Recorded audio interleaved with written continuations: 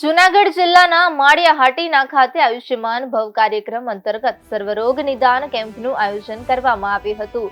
માળિયાહાટીના સ્થિત સામૂહિક આરોગ્ય કેન્દ્ર ખાતે યોજાયેલા આ કેમ્પમાં જૂનાગઢ સિવિલ હોસ્પિટલના નિષ્ણાંત ડોક્ટરો દ્વારા આરોગ્ય સેવાઓ આપવામાં આવી હતી।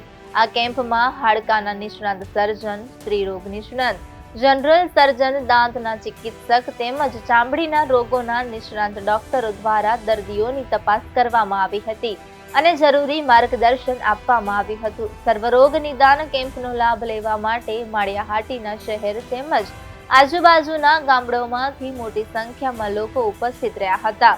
સ્થાનિક પ્રજાએ આરોગ્યલક્ષી પહેલને ખૂબ આવકારી હતી અને કેમ્પ સફળ રહ્યો હોવાનું આયોજકો દ્વારા જણાવવામાં આવ્યું હતું।